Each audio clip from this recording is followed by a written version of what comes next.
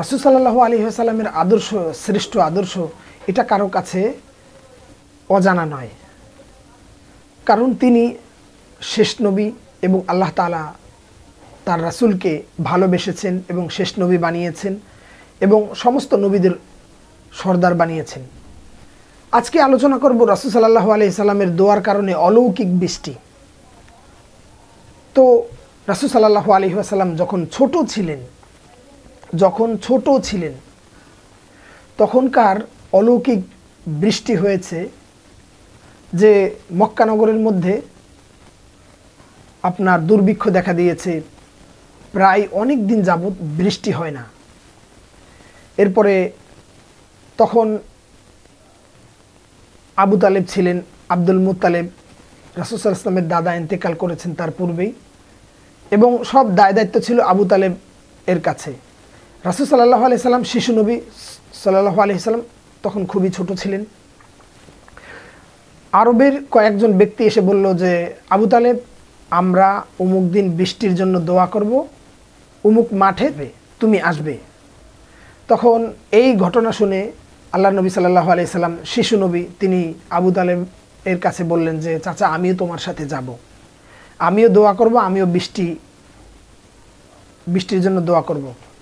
তখন আবু তালেব বলল যে, না, তুমি সেখানে যেতে পারবে না, তুমি ছোট মানুষ, তুমি রৌদ্রে প্রচণ্ড গরমে তুমি অসুস্থ হয়ে যাবে, তোমার যাওয়ার কোনো দরকার নেই। আল্লাহ নবী সাল্লাল্লাহু আলাইহি সাল্লাম এমনভাবে বলছেন, এবং সবচেয়ে বেশি ভালোবাসতেন আব্দুল মুত্তালিব চাচাকে, আর চাচাও তার ভাইয়ের ছেলেকে অনেক মহব্বত করতেন, ভালোবাসতেন, এবং ছোট চাচা তাকে অনেক ভালোবাসতেন। তো এরপরে জোরাজোরি করার পরে অনেক নাসরবান্দা হিসেবে রাসূল সাল্লাল্লাহু আলাইহি ওয়াসাল্লামকে নিয়ে যেতে বাধ্য হলেন। এরপরে সেই মাঠের মধ্যে গিয়ে আবু তালেব এবং আরও অন্যান্য মক্কার নেতৃত্বস্থানীয় বর্গ যারা ছিলেন তারাও সেখানে পশু জবাই করে তার হাতে রক্ত মেখে এরপরে বলতেছে যে, আল্লাহ, তুমি যদি বৃষ্টি না দাও তাহলে আজকে আমরা আর খাবার খাবো না। এরপরে সেখানে প্রচণ্ড গরম ছিল। এরপরে হাতে রক্ত মাখা, সকাল থেকে সন্ধ্যা পর্যন্ত তারা না খেয়ে এমনিভাবে আল্লাহর কাছে দোয়া করতে লাগলেন বৃষ্টির জন্য। তো এই অবস্থা দেখে রাসূল সাল্লাল্লাহু আলাইহি ওয়াসাল্লামের খুবই কষ্ট হলো এবং তিনিও ক্লান্ত হয়ে গেলেন। এরপরে আগেই বলে দিয়েছেন যে, মুহাম্মদ, তুমি আমাদের কাছে আসবে না, তুমি দূরে দাঁড়িয়ে থাকো, এখান থেকে নড়বে না, তাহলে অন্য যারা আছে তারা রাগ করবে। তো রাসূল সাল্লাল্লাহু আলাইহি ওয়াসাল্লাম সেখানে দাঁড়িয়ে রইলেন। এক পর্যায়ে দাঁড়াতে জোহর গিয়েছে, আসর গিয়েছে, প্রায় সন্ধ্যা কাছেই এসেছে। এরপরে এক পর্যায়ে মুহাম্মদ সাল্লাল্লাহু আলাইহি সাল্লাম বললেন যে, চাচা, আমি দোয়া করি আল্লাহ তাআলা, আমি যদি দোয়া করি আল্লাহ তাআলা অবশ্যই আমাকে বৃষ্টি দিবেন। তখন অন্যান্য যারা আছে তারা তো খেপে গেল যে, ছোট ছেলে বেয়াদব, সে আমাদের কথায় এভাবে করতেছে, ওখানে আর তুমি আবু তালেব ওকে নিয়ে আসছো কেন, এই ছোট বাচ্চাদেরকে নিয়ে আসছো কেন, ও তো আমাদের এখন এই প্রার্থনা, এই বৃষ্টি চাওয়া বানচাল করে দিবে। তখন সে বলল যে, আমার ভাইয়ের ছেলে এতিম, ও আসতে চেয়েছে, এই জন্য নিয়ে আসলাম। এরপরে মুহাম্মদ সাল্লাল্লাহু আলাইহি সাল্লাম চাচাকে জোরে ডাক দিয়ে তার কাছে চলে আসলেন।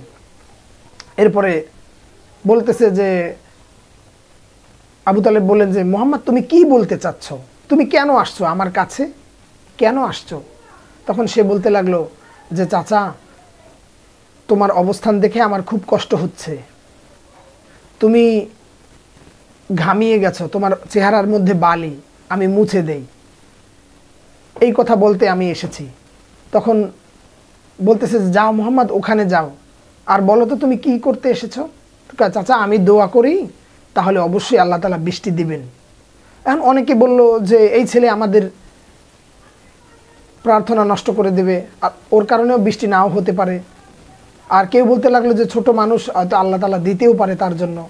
এরপরে বলতেছে যে, ঠিক আছে, তাহলে আমরা ওই পাশে যাই, যেহেতু আমরা ব্যর্থ হয়ে গেছি, তো তুমি মুহাম্মদ দোয়া করো। এরপরে বলতেছে, তাহলে আমি যদি দোয়া করি তাহলে তোমরা পিছনে চলে যাও, আমি দোয়া করব, দেখবো অবশ্যই বৃষ্টি আল্লাহ তাআলা আমাকে দিবে, আমি দোয়া করলে আল্লাহ তাআলা বৃষ্টি দিবে। তখন আল্লাহ নবী সাল্লাল্লাহু আলাইহি ওয়াসাল্লাম তিনি দোয়া করলেন। অনেকে ব্যক্তিবর্গ যারা আছে তারা খুবই ক্ষিপ্ত হলেন যে ছেলে বেয়াদব, আমাদেরকে সরিয়ে দিয়ে সে দোয়া করতেছে, সে কত বেয়াদব বা এরকমেরই অনেকেই মক্কার কুফর যারা আছে, কাফির যারা আছে, তারা এমনিভাবে চিন্তা ভাবনা করতে লাগলো। এরপরে সবার সম্মতে ঠিক আছে, যেহেতু আমরা পারি না, তুমি দোয়া করো, এইভাবে দোয়া করতে লাগলেন। আল্লাহ নবী সাল্লাল্লাহু আলাইহি সাল্লাম শুধু হাতটা উঠাতে আসমানের দিকে বাকি মানে দেরি হয়েছে, কিন্তু বৃষ্টি চতুর্দিক থেকে মেঘ কালো হয়ে সাথে সাথে বৃষ্টি শুরু হয়ে গেল। আর কি সবাই মুহাম্মদ সাল্লাল্লাহু আলাইহি সাল্লামকে, ছোট নবী শিশু নবীকে কাঁধে নিয়ে মিছিল করতে করতে বাড়িতে চলে গেছেন। সুবহানাল্লাহ। তো এই হচ্ছে মুহাম্মদ সাল্লাল্লাহু আলাইহি সাল্লামের অলৌকিক ঘটনা। সম্মানিত ভাইরা, আসুন আমরা রাসূলের আদর্শকে মেনে চলি, আল্লাহ তাআলা আমাদেরকে সফলতা দিবেনই। আল্লাহ তাআলা বলছেন অমাইয়ুতি ইল্লাহ ওয়া রাসূলা, যারা আল্লাহ এবং আল্লাহ রাসূলের আনুগত্য করবে তারাই সফল হিসেবে আল্লাহ তাআলার কাছে পরিগণিত হবে এবং তিনি একজন শ্রেষ্ঠ মহামানব, এটা সমস্ত ধর্মের মধ্যে বলছে। তাই আসুন আল্লাহ এবং আল্লাহ রাসূল সাল্লাল্লাহু আলাইহি ওয়াসাল্লামের জীবন অনুযায়ী আমরা জীবন করি, আল্লাহ তাআলা সফলতা দিবেনই, তিনি ওয়াদা করেছেন।